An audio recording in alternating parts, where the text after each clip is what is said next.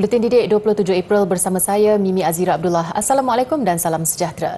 Usaha Kementerian Kesihatan KKM mengekang penularan subvarian baru COVID-19 dikenali sebagai Arcturus dengan mengesyorkan semula pemakaian pelitup muka di sekolah mendapat sokongan penuh Persatuan Ibu Bapa dan Guru Nasional.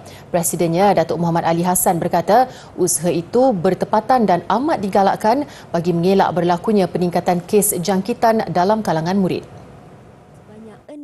Beliau turut mengesyorkan bahawa prosedur operasi standard SOP sedia ada bagi pelajar sekolah sebelum ini dikekalkan.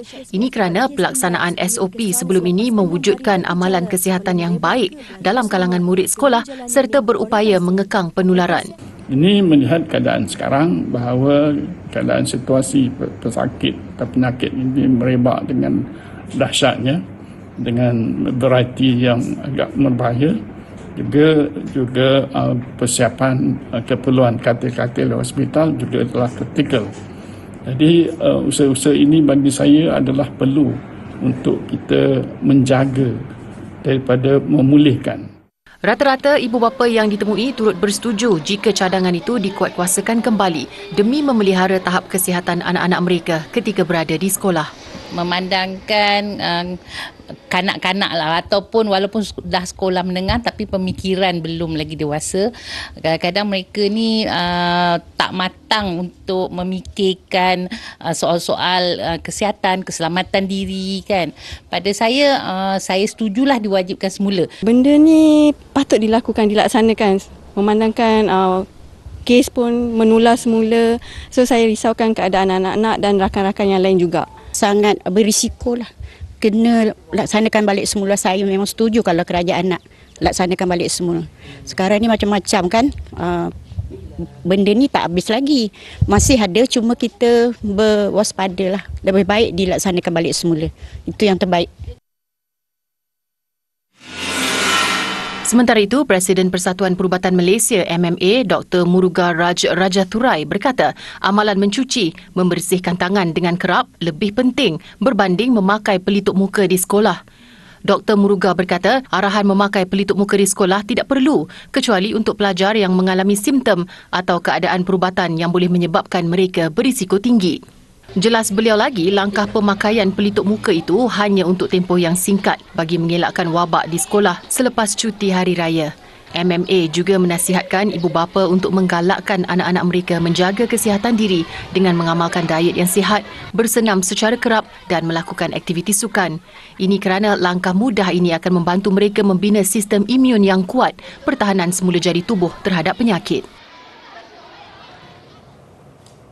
Pelaksanaan program I Am Free kepada murid sekolah rendah tahun 1 hingga 6. Kementerian Pendidikan KPM yakin inisiatif itu mampu menangani isu berkaitan vape dalam kalangan kanak-kanak dan murid sekolah.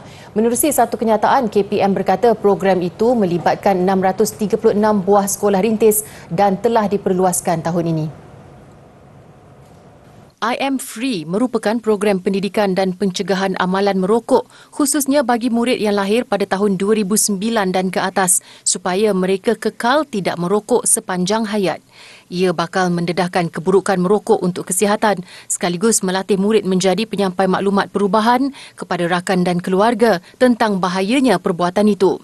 Selain itu, KPM bersama Jabatan Pendidikan Negeri JPN, Pejabat Pendidikan Daerah PPD dan sekolah dengan kerjasama agensi awam seperti Polis Diraja Malaysia PDRM dan Agensi Anti Dadah Kebangsaan AADK telah melaksanakan program 5 minit anti rokok vape dalam perhimpunan, kelas ganti, bimbingan kelompok, ceramah serta melalui aktiviti kurikulum dan co-kurikulum di sekolah. Ia bukan sahaja dapat menerapkan nilai kesedaran murid dan membentuk jati diri, malah mempunyai daya tahan yang tinggi. Kenyataan itu dikeluarkan sebagai maklum balas kepada beberapa laporan media mengenai penggunaan rokok elektronik atau vape dalam kalangan kanak-kanak dan murid sekolah. Sementara itu, JPN, PPD dan sekolah diminta mematuhi arahan yang ditetapkan kementerian berhubung isu penggunaan rokok elektronik atau vape dalam kalangan kanak-kanak dan murid sekolah. Pengetua dan guru besar disaran mengambil langkah berkesan berdasarkan beberapa perkeliling yang telah dikeluarkan mengenai isu berkaitan. Plus Malaysia Berhad Plus akan mengaktifkan Smart Lane, iaitu pembukaan sementara lorong kecemasan di laluan tertentu yang kritikal di lebuh raya bagi menambah kapasiti lorong. Inisiatif bersama Polis Diraja Malaysia PDRM, Jabatan Pengangkutan Jalan JPJ serta Lembaga Lebuh Raya Malaysia LLM itu juga bersempena dengan lonjakan trafik yang dijangka hujung minggu ini berikutan berakhirnya cuti hari raya serta cuti am hari pekerja antara 29 April hingga 1 Mei. Ketua Pegawai Operasi Plus Datuk Zakaria Ahmad Zabidi dalam kenyataan hari ini berkata laluan yang dikenal pasti ialah Gua Tempurung Gopeng iaitu antara kilometer 306.7 hingga kilometer 297.0 arah utara. Juga Slim River Sungkai antara kilometer 367.3 hingga kilometer 354.1 arah utara dan Rawang Sungai Buaya antara kilometer 439.9 hingga kilometer 435.5 arah utara. Walau bagaimanapun, pengaktifan laluan di lokasi-lokasi tersebut bergantung kepada keadaan trafik semasa dan kebenaran pihak berkuasa pada waktu dan tempoh tertentu sebelum dilaksanakan. Pengguna boleh mengenal pasti penggunaan laluan ini melalui papan tanda Smart Lane serta pengawal trafik yang ditempatkan di lokasi terbabit atau merujuk laman media sosial Plus di Facebook atau Twitter Plus Traffic. Ketika laluan ini diaktifkan, pengguna dibenarkan memasuki dan memandu di laluan kecemasan untuk sementara sebagai langkah menambah kapasiti laluan terbabit sebelum diarah masuk semula ke laluan utama lebuh raya bagi meneruskan perjalanan mereka. Pengguna bagaimanapun dilarang menggunakan bahu jalan atau laluan kecemasan di lokasi lain. Sepanjang cuti Aidilfitri ini juga, Plus telah mengaktifkan Smart Lane di 2 laluan di lebuh raya utara selatan menghala ke utara iaitu antara persimpangan Port Dickson hingga persimpangan Seremban dan persimpangan Senai Utara hingga persimpangan Kulai bagi melancarkan aliran trafik.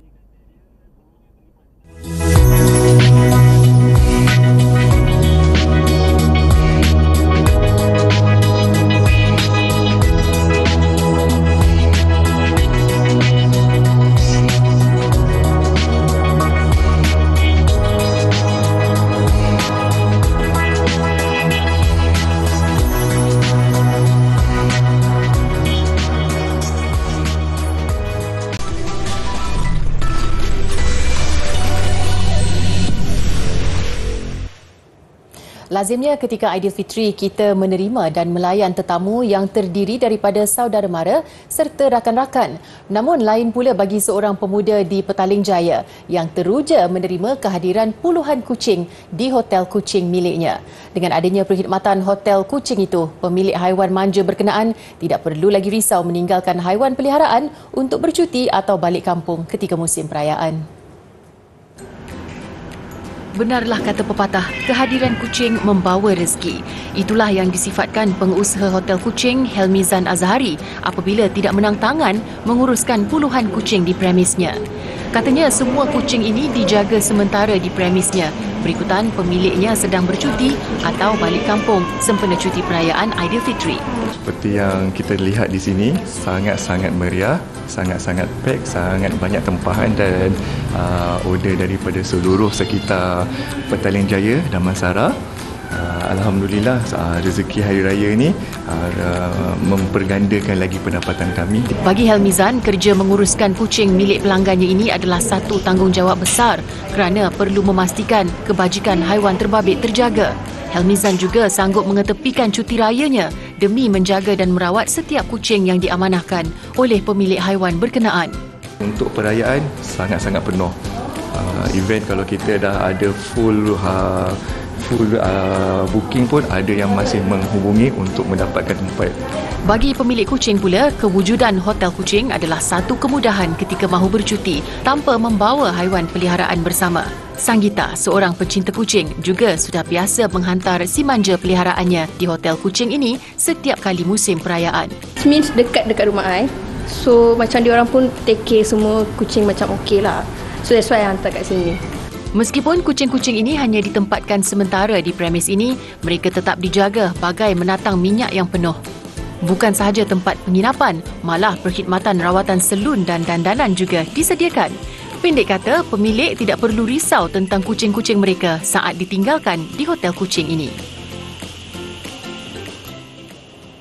Dalam kita menyambut Aidilfitri secara meriah, sepasang suami isteri hanya mampu meraihkan Hari Raya dengan serba kekurangan di pondok mereka sejak 3 tahun lalu. Syuib Alna, 69 tahun dan isteri Sarimah Syari, 61 tahun, tinggal di sebuah pondok yang dibina sendiri menggunakan barang buangan di tebing sungai berhampiran Taman Masai Utama Pasir Gudang, Johor. Walaupun serba kekurangan tanpa sebarang kemudahan asas, pondok tersebut menjadi tempat pasangan warga emas yang berasal dari Sempurna, Sabah ini berteduh selepas mereka terpaksa keluar dari rumah sewa kerana tidak mampu membayar duit sewa. Tak mampu lah. Pasal saya dibantu oleh kerajaan tapi 500 saja. Saya mau makan apa? Cekan rumah 400 setengah. Dibantu 550 makan apa? Nasib ada anak bantu-bantu sikit tapi anak saya perempuan. Sudah dibawa orang pergi Singapura. Selepas terlibat dalam kemalangan menyebabkan Syuib tidak lagi mampu bekerja selain faktor usia yang telah lanjut menyebabkan mereka berdua tiada pilihan untuk meneruskan hidup. Bagi memastikan mereka tidak berlapar, Syuib menanam pelbagai jenis tanaman selain menangkap ikan untuk kegunaan sendiri dan selebihnya dijual untuk mencari wang tambahan. Sementara itu, Sarimah memaklumkan kadang-kala dia terpaksa berteduh di bawah kolong flat berhampiran daripada cuaca panas terik atau hujan lebat. Sarimah mengakui terbit rasa ingin tinggal di rumah yang selesa seperti sebelum ini. Namun dia reda dan menganggapnya sebagai ujian hidup. Keadaan suasana kita dulu kan elok-elok dengan kuih-kuih raya kita kat depan, dengan langsil-langsil kita yang okey-okey sikit, duduk di atas sofa-sofa sikit. Sekarang ya Rabbi, Tuhan ijalah yang tahu dalam hati makcik. Nak buat macam mana? Apapun kita kena terima ajalah dari dugaan Allah kan. Pasangan ini turut meluahkan rasa syukur kerana masih ada pihak yang tampil menghulurkan bantuan sempena Aidilfitri. Kami warga SK Taman Kepong mengucapkan Selamat Hari Raya Aidilfitri. Maaf lahir dan batin. Saling bersalam salaman bersalam bermaaf.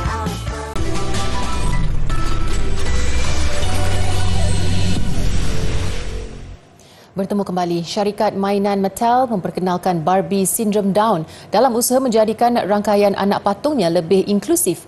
Patung itu dihasilkan dengan beberapa ciri yang berbeza dengan patung Barbie lain.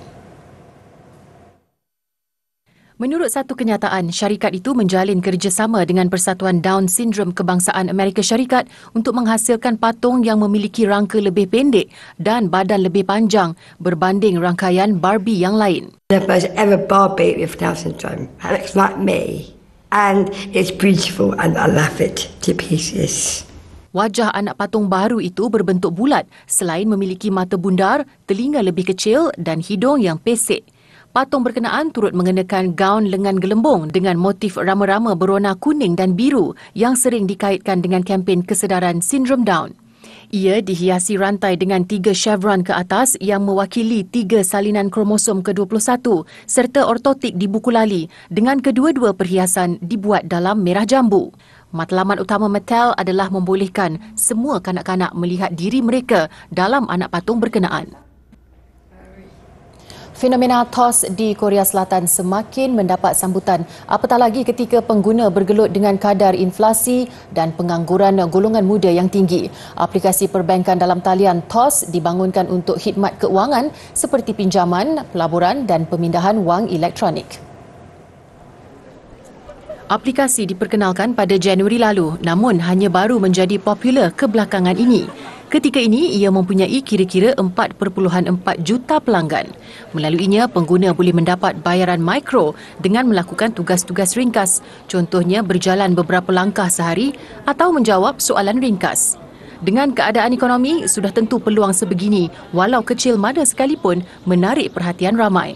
Kaji selidik terkini oleh portal pekerjaan tempatan Incrude mendapati sehingga 3/4 golongan dewasa di Korea Selatan terlibat dalam aktiviti ini. 이제 뭐 물가도 많이 오르고 했는데 이런 것들을 활용해가지고 조금이나마 보탬이 되고 싶고 또 이렇게 산책도 하면은 좋잖아요. 그래가지고 이제 이런 것들을 하게 됐습니다. 현재 한 달 반 정도 1,600원 정도를 모았는데 중간중간 나와 산책하게 되는 계기가 돼서 좋은 것 같습니다. 그래서 앞으로 한 4,000원에서 5,000원 정도 커피 한 잔 마실 수 있는 정도 금액까지 모아보려고 합니다. Untuk rekod, kadar inflasi pengguna di Korea Selatan mencecah 5.1% tahun lalu, lonjakan tertinggi sejak 1998. Harga makanan dan pengangkutan juga melonjak lebih 5%. Begitupun, pakar-pakar memberi amaran peluang menjana wang sebegini memerlukan pertukaran data yang boleh membabitkan maklumat peribadi dan sensitif. Justru orang ramai dinasihatkan sentiasa berhati-hati. Kami, warga prasekolah SK Seberang Ramai, ingin mengucapkan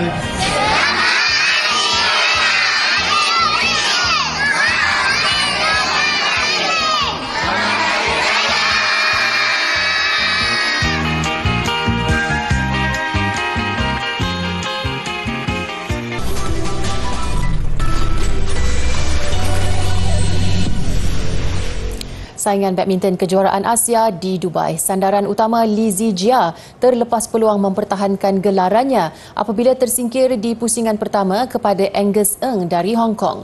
Saingan bergu lelaki pula hampir menyaksikan episod serupa. Namun dua wakil Aaron Chia So Woo Yik dan Ong Yu Sin Teo Yi bangkit menerusi aksi rubber set. Aksi Zijia Angus Ng antara pertembungan yang ditunggu-tunggu di Sheikh Rashid bin Hamdan Indoor Hall, Dubai. Wakil negara itu yang turun selaku pilihan ketiga nampak bergelut di setiap penghujung set apabila cuba mengejar kembali mata lawan. Namun Zijia gagal mencari rentak terbaiknya, kalah 19-21, 16-21 sekaligus tidak dapat mempertahan kejuaraan perseorangan lelaki yang dimenanginya tahun lalu. Turut kecundang pemain profesional wanita Goh Jin Wei yang berdepan An Se Yong. Lawan pilihan kedua dari Korea Selatan itu nyata lebih bersedia dalam setiap aspek, membolehkannya menang 21-10, 21-8. Pilihan ke-8 Ong Yu Sin Teo Yi bertemu MR Arjun Dhruv Kapila dari India.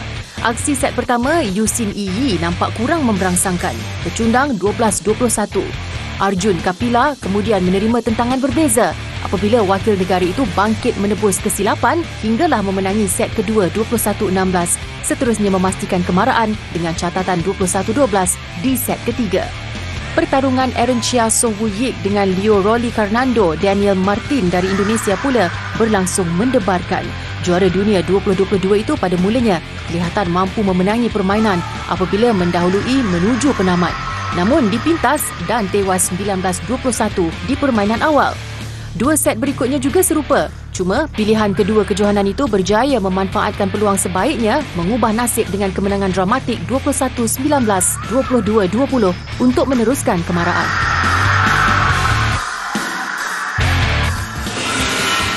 Nasib berbeza dialami dua bergu campuran negara pada pusingan kedua hari ini. Pilihan ke-8 Goh Sun Huat dan Chevon Lai dipaksa bekerja keras bangkit dari ketinggalan sebelum menang ke atas gandingan China Cheng Xing dan Chen Fang Hui.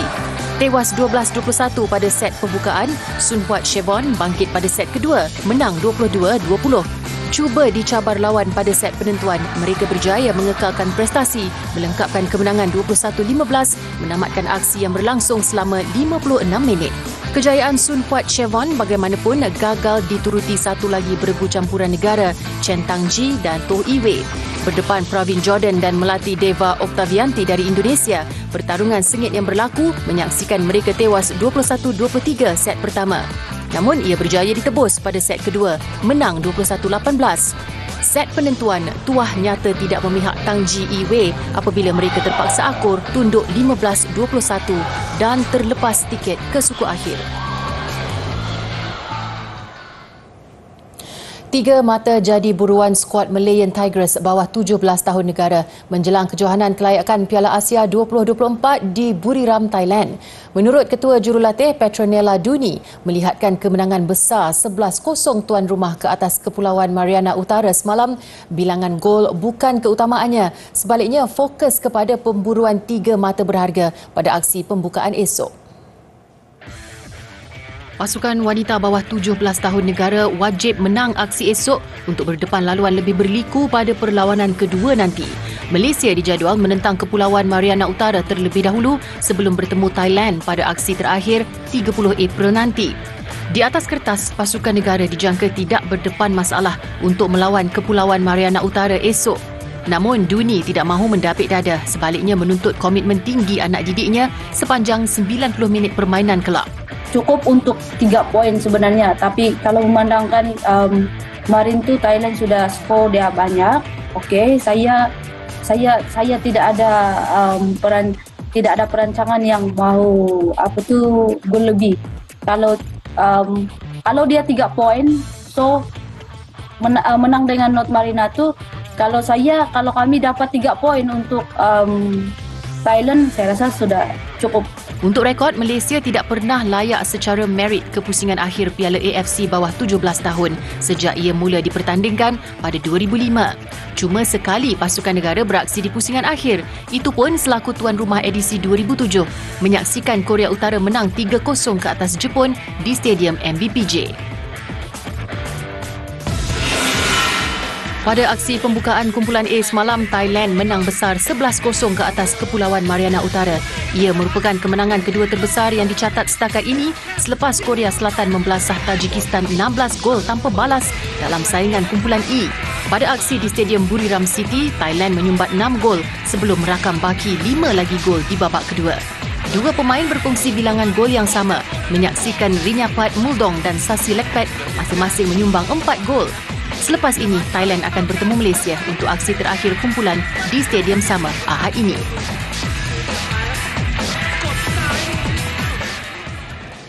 Paparan penduduk di Stockholm, Sweden menikmati keindahan bunga sakura mengakhiri Buletin Didik. Saya Mimi Azira Abdullah, salam hormat dan kita jumpa lagi.